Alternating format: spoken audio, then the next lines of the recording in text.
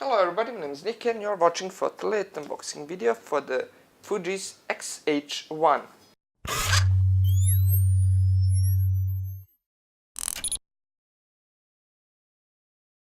Now this is a kit with the booster grip. Now first thing when we open the box is that we see these manuals and discs. Now when we open this and when we take out this, here we have a grip, I assume. I haven't actually opened it before.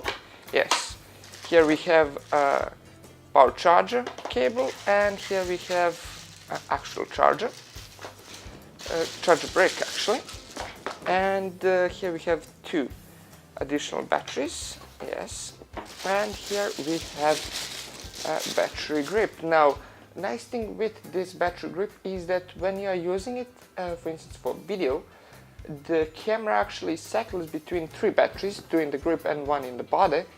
Now, nice thing about this grip is that the camera actually cycles between three batteries, one in the body and two in the grip, and that way it dispenses heat much more evenly, and that kind of gives you a bit better picture.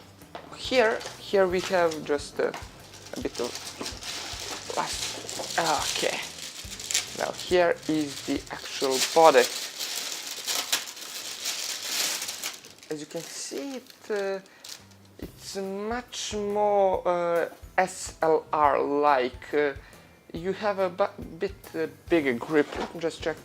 Oh, we have some more goodies in here.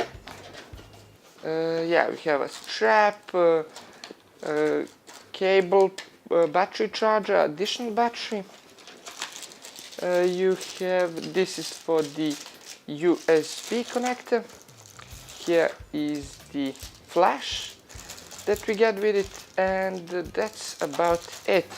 But let me get to the body itself, which is what most of you are actually interested in.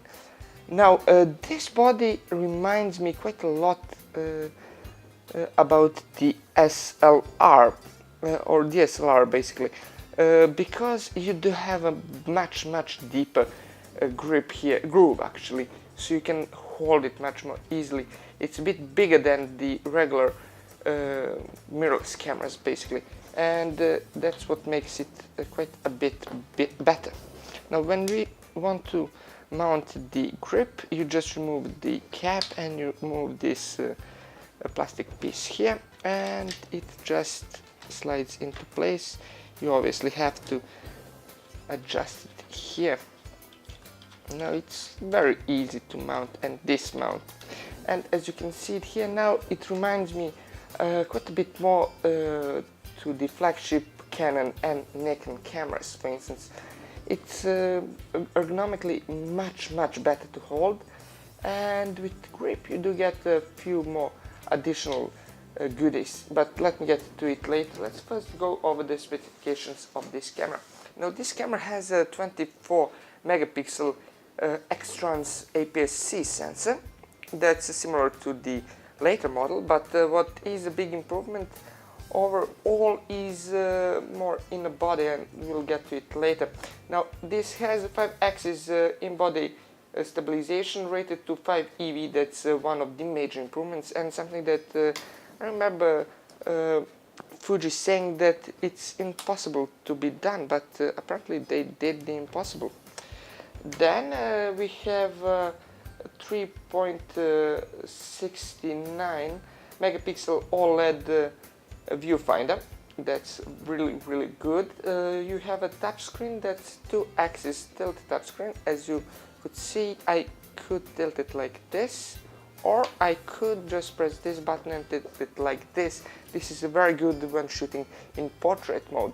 Now this tilt screen isn't really that great if you are a vlogger or you want to take a selfie. It's much more photo oriented, so that it's more for photography, but it's great for video as well, but not taking it of yourself.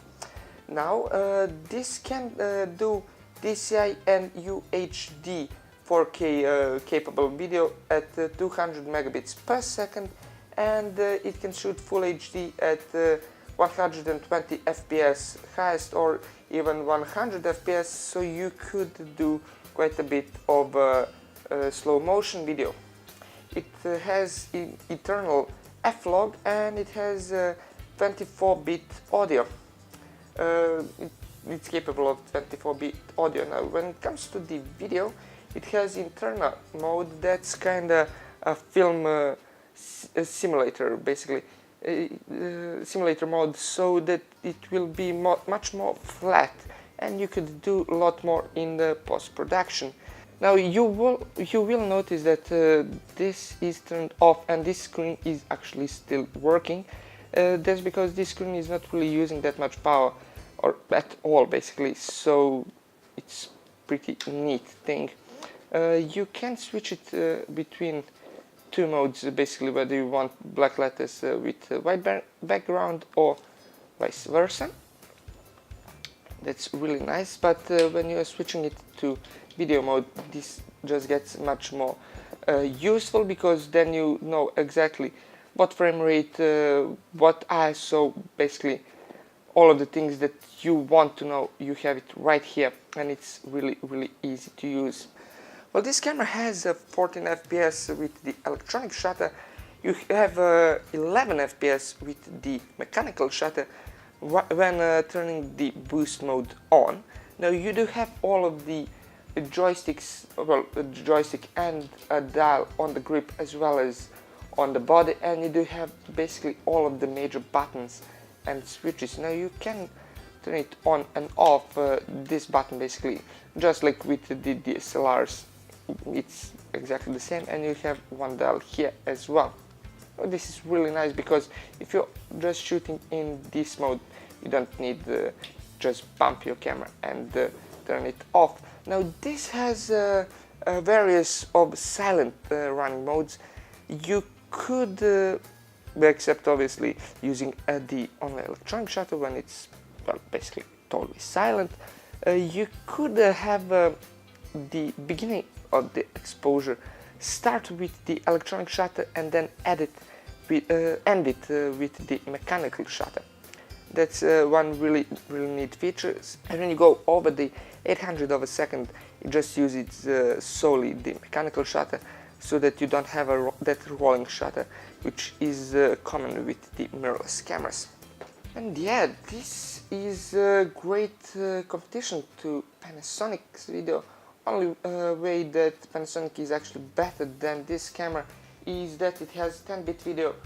All of the other things basically that I could think of, this camera actually beats it. It has a way better ISO, way better, sorry, AF. The AF on this camera is just remarkable when it's working. When it's not, it's kind of fiddly, but usually it works pretty well when there is enough lighting, obviously. You're watching Leet. If you enjoyed this video, leave a like, comment and subscribe. Until the next time, goodbye.